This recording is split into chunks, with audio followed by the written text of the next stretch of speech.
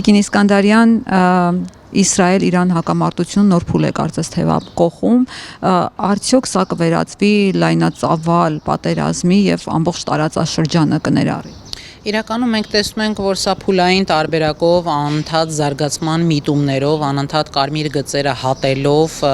իրավիճակ է ստեղծվել այս տարիների ընթացքում, երբ որ կանխարգելիչ հարվածներ էին տեղի ունենում անցած տարիների ընթացքում, սակայն ակնհայտ էր, որ մի օր իրավիճակը դուրս է գալու ուրեմն վերահսկողությունից։ Մենք տեսանք, որ վերջին շրջանում Միացյալ Նահանգները փորձ էր կատարում,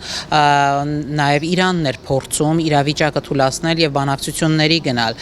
սակայն Իսրայելը այս բանակցությունների հետ դեմ էր, կատեգորիկ դեմ էր եւ նույնիսկ մի քանի անգամ Միացյալ Նահանգներին կոչ է արել, որ անիմաստ ժամանակ չկորցնել եւ անիմաստ չմտնել այս դիվանագիտական խաղի մեջ, քանի որ Իրանը ձգձգելու քաղաքականություն է իրականացնելու։ Եվ ինչ էր առաջարկում Միացյալ Նահանգները, այսինքն կար երկու սցենար, կամ հարվածում են Իրանի Իսլամական Հանրապետությանը, կամ Միացյալ Նահանգների առաջարկով գնում են Լիբիայի օրինակով, այսինքն ստիպում են, որպեսզի Իրանի Իսլամական Հանրապետությունը ինքնակամ հրաժարվի իր միջուկային ծրագրերից։ Վերջին փուլի բանակցություններում ակնհայտ դարձավ, որ բանակցությունները այսպես ասած բացական երանգ են ստացել եւ չեղարկվել են, այսինքն եկել են հասել են մի կետի, որ անհամաձայնություն է եղել եւ Միացյալ Նահանգների եւ Իրանի հետ միջև եւ նրանք դադարեցրել են բանակցությունները։ Սա առիթ հանդիսացավ ըստ էության Իսրայելի համար, որպեսզի նա սկսի ռազմական գործողություններ։ Իհարկե Իրանի Իսլամական Հանրապետությունը հոգեոր առաջնորդի մակարդակով հայտարարել է, որ իրենք վրեժխնդիր են լինելու, սակայն մենք պետք է արձանագրենք մի փաստ, որ Իսրայելի ռազմավարական դաշնակիցը Միացյալ Նահանգներն է եւ Միացյալ Նահանգները բազմիցս նշել է, որ իրենք չեն ցանկանա,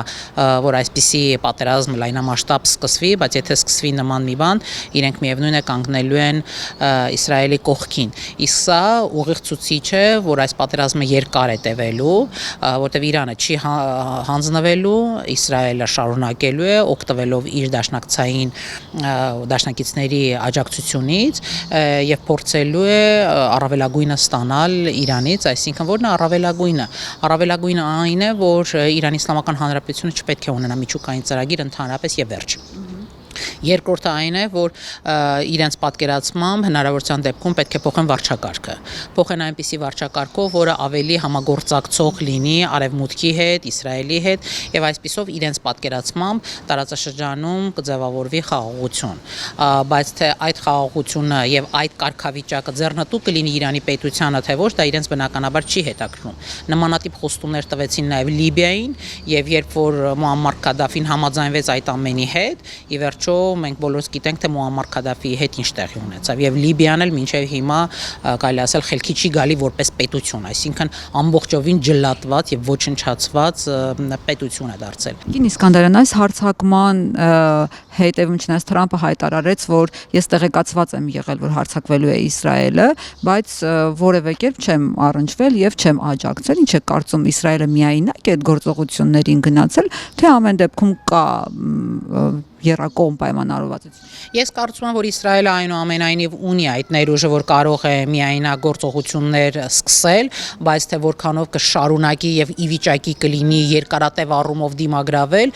կասկածում եմ։ Այստեղ արդեն գալու են իր դաշնակիցները աջակցելու։ Մենք տեսնում ենք, որ հենց այս պահին ըստ էության Իրանի Իսլամական Հանրապետության 100-ից ավել